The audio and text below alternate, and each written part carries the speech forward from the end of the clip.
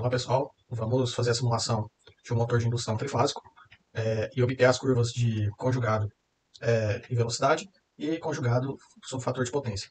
Então o primeiro passo é implementar, a gente vai utilizar o Simscape, né? Podemos vir aqui na biblioteca, Simscape, essa versão é do MATLAB 2021V, mas qualquer outras versões a gente vai utilizar também essa biblioteca. Nessa versão a gente vai ter então aqui a subpasta subgrupo Electrical, vamos aqui em Specialized Power System, e buscar por esse bloco aqui, Power Guy. Posso clicar nele e arrastar, ou pressionar as teclas Ctrl I, que ele vai lá para a minha área de trabalho. Como eu fiz agora, ele apareceu ali. A partir de agora, né, eu vou chamar diretamente os blocos, pois eu já sei o nome deles, já posso chamar ele diretamente aqui da minha área de trabalho, dando um duplo clique nela em algum espaço vazio e digitando o nome do bloco. Então, por exemplo, eu poderia utilizar esse mesmo bloco, né, buscando ele aqui pela área de trabalho. Como há versões diferentes do Simulink, do MATLAB, não sei qual versão você estará utilizando, então você pode utilizar esse recurso com os blocos que eu irei utilizar, ou então, caso esse recurso não esteja disponível, acessível aí na sua versão, caso seja uma versão anterior a essa que eu estou utilizando, você pode utilizar aqui então na biblioteca, escrever aqui então na barra de pesquisa o nome do bloco e ele vai buscar. Caso haja alguma mudança na posição onde que esse elemento se encontra alocado aqui na biblioteca do Simulink. Então, a partir de agora, coloquei esse bloco, vou colocar, gosto de trabalhar com ele no tempo no tipo de simulação discreto. Então, vem aqui, seleciono discreto. Vou colocar aqui, então, em torno... vou deixar padrão. Posso deixar aqui 50 microsegundos. Que, então, essa é a amostra de tempo na qual o Simulink irá simular. Ele vai fazer, então, com esse tempo setado, é o passo de integração no qual ele vai resolver todo o nosso sistema. Feito isso, algumas versões não vão permitir que seja feita essa alteração dessa forma aqui. Então, a gente precisa procurar essa engrenagem, né, que é o setup, o Simulink, clicar nela, e aí, ao abrir, a gente vem aqui então e habilita aqui em Solver esse discrete, né? Coloca aqui, aplicar, volta lá e aí ele vai estar aqui já a opção para colocar nesse modo discreto. Feito isso então, primeiro passo é a gente colocar uma fonte de tensão, então voltage, interface voltage,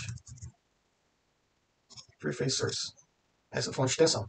Já vou colocando os elementos e já vou parametrizando eles também. Então essa fonte, no Simulink, ela permite a gente especificar qual a configuração dela, se é estrela aterrada, né, um Y com um ground, se ela tem o acesso ao neutro ou se é uma estrela isolada, sem acesso. A gente vai manter essa configuração. Colocamos aqui então o valor fase. Então para o motor que nós vamos simular, tensão de linha, né, 220 volts, frequência 60 Hz, e a gente pode representar a impedância interna. O que seria isso? Em termos de um sistema elétrico de potência, a gente poderia então representar o nível de curto-circuito daquele sistema. Ou então, por forma das suas características elétricas, né, das impedâncias, ou pelos valores de potência. Então, poderia colocar aqui o nível de curto-circuito, a tensão de base e a relação de X sobre R. Como para esse caso a gente está interessado somente no comportamento do motor, eu vou desabilitar essa impedância interna, então ela vai funcionar como uma fonte, como se fosse um barramento infinito, onde a gente não representaria o nível de curto-circuito, ou se esse nível fosse infinito. Aplico, a gente pode perceber aqui então que houve uma mudança no ícone da fonte, e aí ele retirou aquela impedância que estava aqui. Próximo passo vai ser a gente pegar então um medidor trifásico, então Three-Phase Measurement, esse vai ser esse aqui, de tensão e corrente. Vou pegar ele, vou colocar aqui. Esse medidor vai ser importante para a gente poder pegar os sinais de tensão e corrente e calcular a potência do motor, que vai ser que depois vai propiciar a gente calcular o fator de potência dele, e aí a gente vai conseguir plotar a curva. Próximo passo então é colocar o motor. Eu vou vir aqui em Asynchronous Machine, que ele já me dá a opção. Vou colocar esse aqui, SI Units. Então vou clicar aqui, deixar ela aqui próximo, vou conectar a esse medidor. Então esse medidor ele vai nos fornecer tanto tensão quanto corrente. Então a corrente a gente precisa colocar em série com o circuito. Se eu der um duplo clique aqui eu vou ver os parâmetros. Eu posso então pegar as tensões de fase, as tensões de linha e também tem a opção de eu não pegar a tensão. Da mesma forma que eu posso fazer com a corrente. Ter a medição de corrente ou não nesse sistema. Vou deixar os dois, vou dar um OK. O motor. Então aqui a gente vai ter os parâmetros. Ele vem então pré-definido, que seria um motor de indução com rotor bobinado, né? Então eu vou colocar aqui o tipo do motor que eu quero, que é o Gaius de esquilo. Aqui ele dá a opção, né? Ele traz alguns modelos, né? Já alguns parâmetros já presetados aí de motores, não é o que a gente vai utilizar. E como referência mecânica, né, de entrada para o acionamento dessa máquina, a gente vai escolher a velocidade, speed. Vamos aqui em parâmetro, Então aqui a gente vai acrescentar todos os parâmetros elétricos dessa máquina. De antemão já peguei aqui o motor de um fabricante e obtive os parâmetros elétricos dele. Então a potência dele é de 1 cavalo, 1.5 HP. Então a gente vai colocar aqui esse valor. Se a gente fizer essa conversão para watts, vai dar algo em torno de 1.119 watts.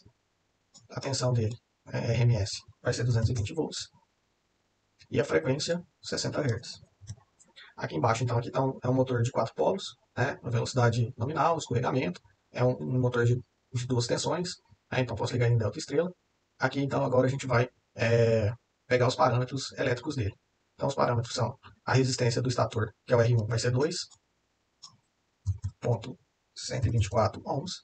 E a indutância do estator vai ser 0.0065 ohms. É o mesmo valor para impedância, para indutância no rotor. Então, aqui nos parâmetros do rotor, eu vou copiar aquele valor de indutância. O de resistência vai ser aqui o R2, que é 0.722 ohms.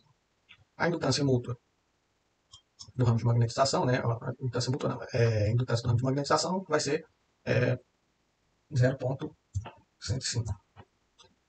Aqui esses valores de inércia eu não vou mudar. O único passo que eu tenho que mudar aqui é o número de polos, né? Então, observem que o Simulink ele dá o valor do número de polos em pares, né? Então aqui ele já está setado 2 pares de polos, que é equivalente aos 4 polos da nossa máquina. Feito isso, então o motor já está parametrizado, eu aplico e saio aqui do bloquinho. Feito isso, então, a gente já tem a fonte, já tem o motor. Vamos conectar aqui uma barra, chama Bus Selector. Por quê? No Simulink ele dá umas medidas desse motor, esse Mzinho aqui é de measurement, que ele vai trazer então alguns sinais de saída desse motor que a gente vai utilizar. Então, usando esse bus, aqui a gente vai poder ver quais são as grandezas que nós gostaríamos de utilizar. Então, tem grandezas relacionadas ao motor, do estator, na indutância de magnetização. A gente vai vir aqui nas grandezas mecânicas, vamos pegar a velocidade do rotor, que é a velocidade do eixo. Clico nela e coloco Select, ele vai passar para cá. Esses dois sinais eu posso remover. Venho aqui agora também no torque eletromagnético e vou passar para cá. Então a gente vai ter a velocidade e o torque eletromagnético, que vai servir de parâmetros para a gente levantar as curvas dessa máquina. Então, feito isso, tem aqui já as duas grandezas selecionadas. Vou colocar uma constante, um valor. A gente vai utilizar o bloco Gain, que ele vai ser um multiplicador, que ele vai transformar essa velocidade, como ela está sendo a velocidade angular, a gente vai transformar ela na velocidade em RPM. Então basta a gente multiplicar por 30 dividido por π, a gente tem a velocidade, a transformação da velocidade em RPM para a velocidade em angular para RPM. Feito isso, a gente vai colocar aqui agora, né? Podemos já colocar direto, aqui como eu tenho um torque em rotações em Nm e já tem as rotações em radianos por segundo, posso vir aqui e colocar um XY graph, que é o elemento que vai plotar então a velocidade no eixo X em função do torque. Feito isso, agora eu só preciso colocar aqui as grandezas que irão comandar aqui de referência no motor. Vou colocar um bloco que chama ramp. Esse bloco ele vai fazer o quê?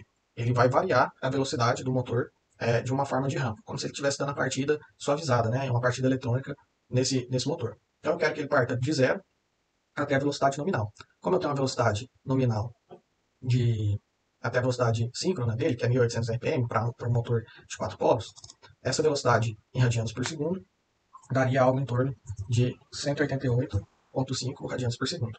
Então essa seria a minha velocidade final. Mas como ele está em rampa, eu quero fazer essa curva, né, como se fosse uma reta, então eu tenho que levar em consideração o tempo de simulação. Vou manter aqui o padrão 10 segundos, então feito isso, ele tem que sair de 0 e ir até em 188,5 em 10 segundos. Então basta eu dividir esse valor por 10, que vai ser a constante, né, a inclinação dessa reta que eu estou utilizando.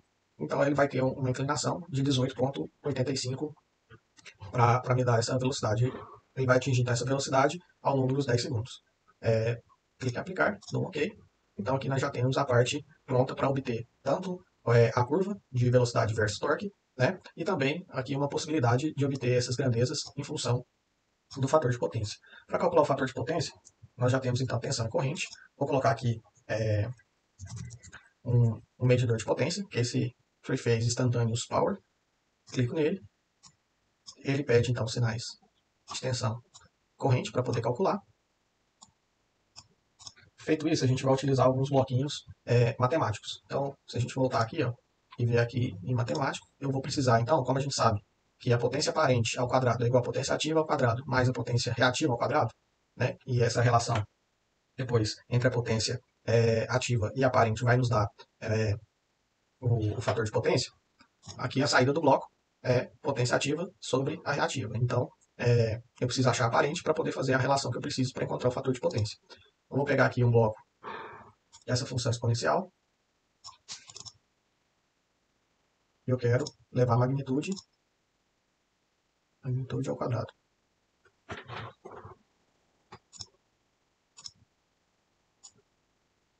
Feito isso, a gente coloca aqui.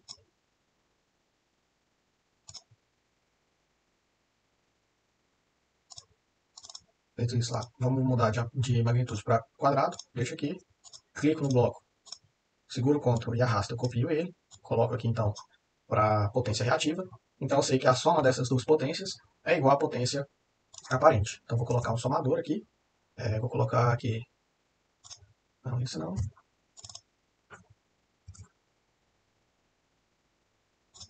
colocar isso primeiro. Então eu vou somar. Vou só reajustar aqui o tamanho do bloco para ficar de acordo. Então vou somar as duas grandezas. Então aqui no final a gente tem parte da potência aparente. Tem a potência aparente quadrada, então basta tirar a raiz quadrada. Vou voltar lá no bloco. Se eu colocar aqui, pegar esse mesmo bloco de funções matemáticas e colocar agora raiz quadrada, square. Bom, na verdade nesse bloco aqui não. A gente tem um bloco específico, que se a gente ver aqui mais para baixo, ele vai estar aqui, working square. Ok, já tirando a raiz quadrada. Então agora aqui, de fato, a gente tem o sinal de S. Então eu preciso dividir. Vou colocar um divisor. Vai. Vou dividir a potência ativa, que eu tenho aqui, pela potência aparente. Então, com isso, eu tenho o fator de potência. Então, o que foi feito? Calculei as potências, né? Então, o bloco ele só me fornece a potência ativa e a reativa de saída. Então, por isso, eu calculei a potência aparente. E aí, depois, então, dividi a potência ativa pela aparente e obtive aqui, então, no final, o fator de potência. Fator de potência. Então, vou pegar outro gráfico desse e vou plotar em função da potência. Então, vou pegar o fator de potência em função do torque que eu já tinha calculado aqui antes. Então, tenho dois gráficos agora. Na verdade, eu vou querer o fator de potência no eixo Y e o torque no eixo X. Se fizer a inversão, então com isso está pronto aqui o nosso sistema. Basta então salvar e rodar a simulação. Ao fim, então, a gente vai ter aqui o gráfico da velocidade, né, que está aqui no eixo X, em rotações por minuto, em função do torque do conjugado. Se a gente for ver, teve aqui na partida, né, ele tem essa variação mais elevada, é tipo um transitório, mas se a gente for ver, aqui é bem a curva que a gente precisa, aquela curva característica do motor de indução. Se a gente der um zoom aqui, é possível perceber, então, que é a curva de velocidade vezes o conjugado. Esse sinal aqui tem um artifício que a gente pode fazer para retirar ele. Se a gente vier aqui e ver qual o valor, né, onde ele se estabiliza, algo em torno aí de 6,3 né, Nm, a gente pode utilizar um bloco que é chamado Sample and Hold, que ele vai segurar esse valor até passar o transitório. Ele vai plotar daqui para frente para a gente. Eu vou mostrar a seguir. E aqui também a curva aí da velocidade do torque vezes o fator de potência. Ela também precisa aí de um sample and hold, porque ele pega esse transitório e fica bagunçado e a gente não consegue ver como que é a curva característica do torque em função do fator de potência. Então esse bloco, basta a gente digitar aqui, né, sample and hold, dá um enter. Vai ser esse bloco aqui. Então a gente vai pegar e arrastar para cá. Ele vai nos dizer o seguinte, eu vou manter um sinal, ó, eu clico aqui e vou colocar assim, qual que é a minha condição inicial? Qual que seria a condição inicial para esse bloco? Lá deu em torno de 6,3, né?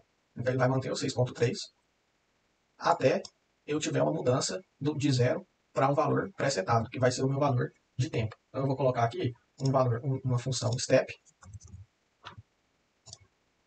que ela vai fazer o seguinte, ela vai mudar no tempo, por exemplo, depois de 2 segundos, acho que a gente já alcançou aquela velocidade lá de 300 RPM. Se a gente, depois eu mostro para vocês.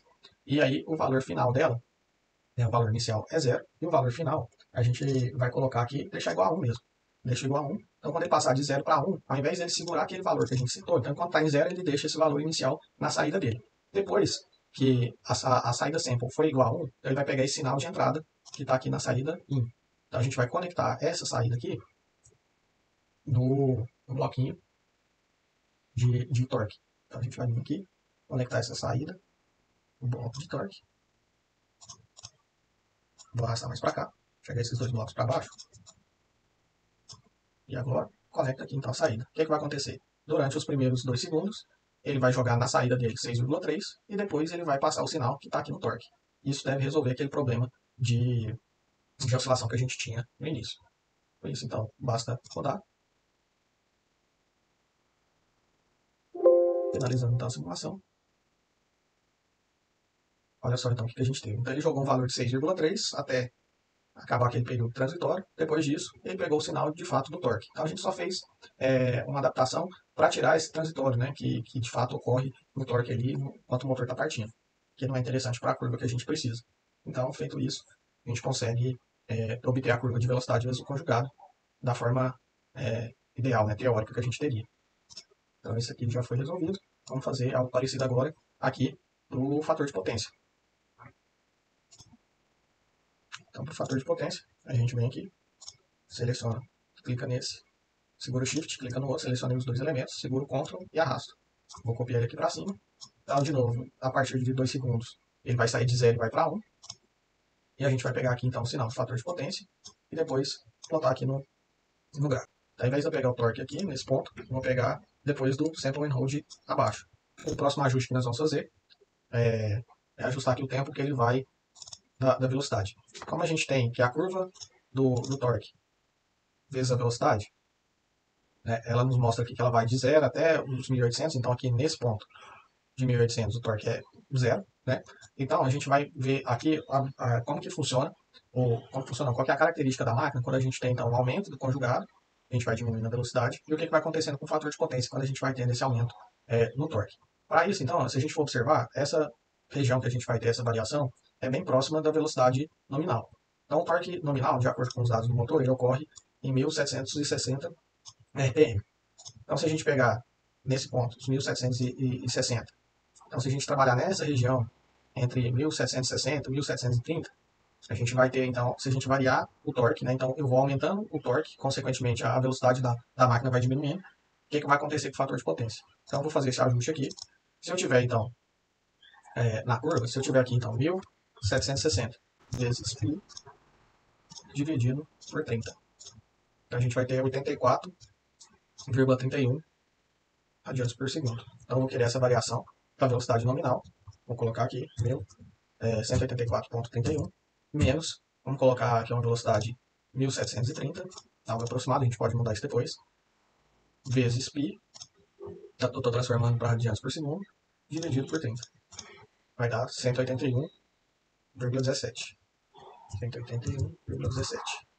Isso dividido por 10. Então eu coloquei que a minha velocidade, ela vai ser então, ela vai ter um valor inicial 181,17 e ela vai variar em 10 segundos entre a velocidade de 1730 RPM até 1760. Então é isso que o motor vai variar. Ele vai começar em 1730 e vai variar até 1760. Então para isso eu fiz essa inclinação. A velocidade maior menos a menor dividido pelo tempo eu tenho a inclinação da reta para acionar esse motor. Aí rodo de novo.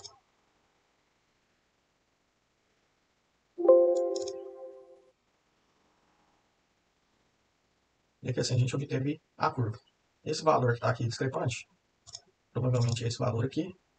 Vou ver qual que é o ponto inicial para ele segurar lá para a gente. Então é algo em torno de 81. Então, vou colocar o valor de 0,81. Vamos rodar.